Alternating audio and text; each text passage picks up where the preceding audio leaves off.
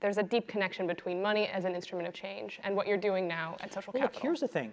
There's about 150 people that run the world. Anybody who wants to go into politics, they're all fucking puppets, okay? There are 150, and they're all men, that run the world, period, full stop.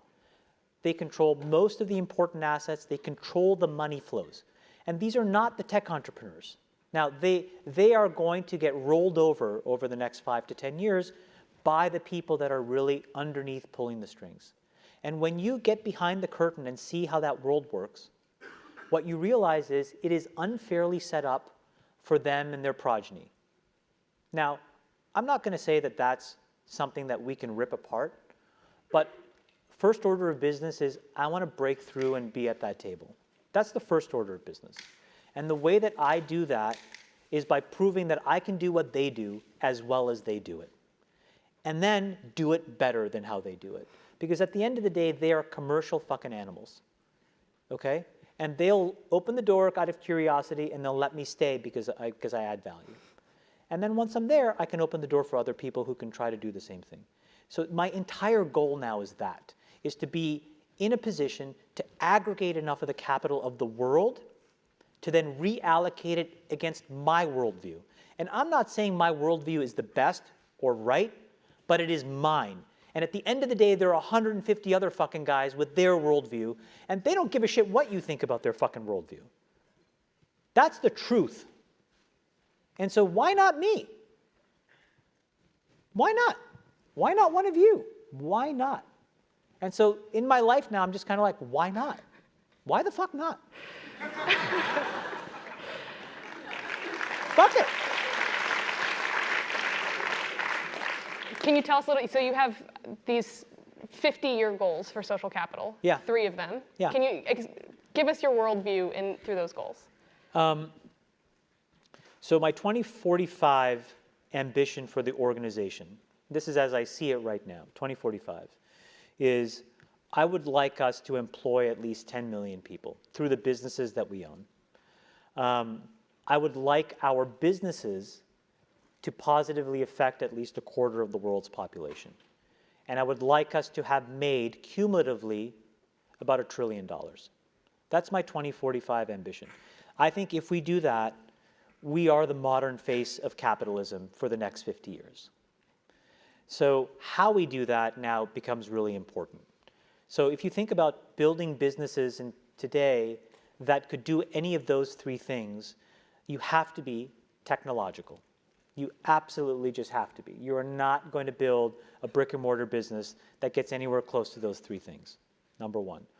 Number 2 is you have to think very broadly about building things that can stand the test of time. Those businesses are by definition hard and non-obvious. And so they compound in scale very slowly. And that's really counterintuitive to the overriding logic of Silicon Valley, which says quick, fast, go, right? But that kind of premature ejaculation doesn't work if you're trying to fucking be around forever. Like, you gotta be in the flow for decades. That is hard. It tests people's patience. It tests people's resolve. It tests people's really intellectual incision. And this is where everybody gives up. Everybody gives up. I had this moment today, just a total different way of describing this. Through the Warriors, I've met a lot of players, obviously. One of them who I've become unbelievably close to is David Lee. David Lee just got engaged to this unbelievable woman, Caroline Wozniacki, tennis player. Anyways, we were working out this morning, okay? Couples workout. Me and my wife, him and his fiance. So we're doing this thing, this treadmill thing, which my trainer concocted. And I'm in pretty good shape. And then you see what it really means to be extremely dedicated, in their case, to something which is physical fitness, because they're professional athletes. When I give up, right, when the average human gives up, their brain goes into fucking overdrive, okay? And they're like, there's this next level burst. And so, like, it's that. Yeah. It's like when things get hard, can you double down?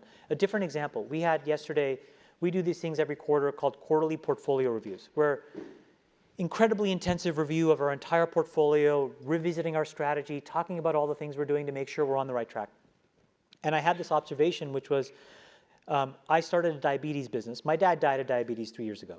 Most of my relatives have it. I express the gene that makes me disproportionately susceptible to it. So it's something that I personally care about. But that business took 7 years to get to a place where we even have a chance of being viable. And I think to myself, in that example, I embodied a bit of Caroline Wozniacki. When things got hard, I pushed through the pain. Now, in my case, the pain was the fear of failure, continuing to write more money, a belief that I had that this business was going to work. And today, that business manages 1 million diabetics. And I think there is some kid out there whose family will be slightly less dysfunctional because their parents' disease is better managed. It's not going to go to a place where, like, they're getting dialyzed or, they're on an organ registry. And that value for that kid in our world and all of you that benefits will never be connected the dots, but that's okay. But it required just resilience. And I'm proud of that. Yeah. And so I want to bring back a little bit of that here so that it's not quick, fast, 5 million users, 10 million now, flip it, sell it, great, celebrate. It's like, hey, let's work on some hard shit together. Let's like buckle down and look each other in the eye and say, we're going to support each other here. This is going to take 7 or 8 years. But if it works, it will really mean something. And it's something that matters to you for something that's other than just simple motivation of the social capital you get from your friends or money in the short term and winning bigger, longer term. We're missing that, and I think like part of our success will be if we can stay focused on that. Our education portfolio is another thing. It literally looked like a train wreck for 3 years, where everybody has always said you never invest in education. And my thing was, it's not about education. This is about human capital development. It's about, for every one of you who's so smart that got into Stanford, think of all the people who could be as capable. I'm not asking you to empathize with them, but I, as a capitalist, want a starting line where all of those people can run a race so that I can pick the winner. No offense to any of you here. And it took us 3 years where now those building blocks exist, and I'm like, wow. How many times did I have to look at my partners and say, no, the easy answer is to walk away, the hard answer is to double down, we have to support this business. That culture is missing here. So part of what we're trying to do to achieve those goals is like, take really big, audacious points of view on the world, and then train ourselves to be patient. And it's really, really hard. The entire society is set up to not be patient anymore. What do you want these future business leaders to do about it once they get into that spot? Get the money. Get the money, and then let's get around a table and let's create new rules.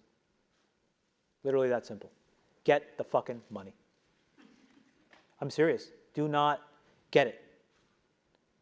It is going to be made. It is going to be allocated. And you have a moral imperative to make sure that if you have a point of view that matters and you want to reflect it, you get it. I'm going to go get it. Other people are going to go get it. And then it will be about a competition of views. And don't wrap yourself in all this like, liberal kind of bullshit about like, oh my God, money, blah. No, stop. Here's how the fucking world works, okay? It drives the world for better or for worse. Economic incentives drive entire swaths of populations to behave in very, very predictable, and then when you take it away, unpredictable ways. Ask anybody in your class that's from a developing nation. Ask anybody in your class like who has seen that play out from where they're from. So that's what you have to do. You got to go and get it. If you control the capital and you have a point of view, you can now, then the question is, don't be a sellout. Whatever your worldview is, you should be spending time to think about what that is, so that when you control some of these purse strings, you push that view into the world. I will never judge you, and you should not judge me for what that worldview is. But the point is, the more diversity of those views, the more rational actors we have, and the more of a balanced, fair system. That is what diversity really means to me. It doesn't mean like, let's manage back to a quota. You know, it doesn't mean like, okay, we need a black guy, a brown guy, we need a few. That's not what it means. This is what it means. Right? There are people in this audience that have probably dealt with the same kind of like life that I've dealt with. You have a very unique worldview that matters. And in the absence of capital, you're irrelevant. With capital, you're powerful. And then you decide. In small ways, in medium-sized ways, in large ways, right? It just depends on the scale of capital that you have. And so that's what's necessary now in capitalism, which is that we have to come back to like, what is it really? Is it an economic system? Yes, but it is a philosophy as well, right? And it's a philosophy that says we will vote for the change we intend based on the views that we have. And when you look at the most successful people that operate in these tentacles, that's what they do. Look at the Koch brothers. That's what they do. They have built a network of influence based on capital. Their worldview is propagated into the world at an unbelievably aggressive rate that has been compounding for decades. That is genius. It is genius. It doesn't matter whether you agree with their worldview. The question is, what's the counterweight to their worldview? Can you name one? Can you name a group of people that operate in the exact same way, methodically, meticulously assembling capital, influence, assets, who believe the opposite? Irrespective of what you think of the Kochs, you want both views out in the world, at scale. Well, right now you have this and you don't have this. And there are many examples of that. And so get the money and don't lose your moral compass when you do. So I don't want to be one of those people that stumble into a company and look back and like, oh yeah, we were geniuses. I want us to be systematic. And I want us to be able to deploy tools and capabilities that get us closer and closer to that. And that is what, if you're, again, a traditionalist, freaks you out. And that's what allows you to make these much longer term commitments to businesses that are going to address healthcare, education. Well, no, that's just because I'm rich. But no, I mean, just to be honest, like, I don't need anybody else's money. That's like, look, this is not like a popular view. So the first fucking $1 billion was mine. And then I had to prove it. And then other people glom on. But, I mean, many of them started by caring. But I suspect over time, if we end up with $100, $200, $500 billion, how much of that last 50, 60% really care? That's okay. I want the fucking money. I will play the goddamn game and I'll win. Because I want the money. Because I want to extend my influence. Do you know what I'm saying? Yeah. They want a return. It's fine. Yeah. He wants the money. Because I want to win. I so deeply want to win.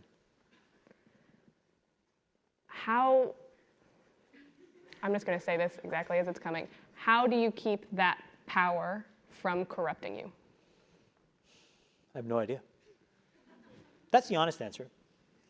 I have no idea. I've become increasingly isolated. It's harder and harder for me to connect because I'm so in my own mind. Like, how does this all play out? You know, how do I fundraise? How do I help facilitate good investing decisions, which really means how do I help this great team think about a more platformized approach? And in that, I just get really isolated.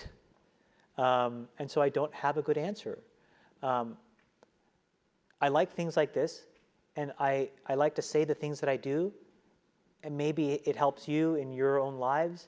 But to be honest, it's very selfish. It helps me because like it reminds me of when I'm in a place, like it reminds me of these stories. Like just reminding myself, like I made $4.55 an hour at Burger King. I would get a $50 check and I'd buy bus passes. That's awesome. I don't ever want to forget that. And I'll go months and not remember that.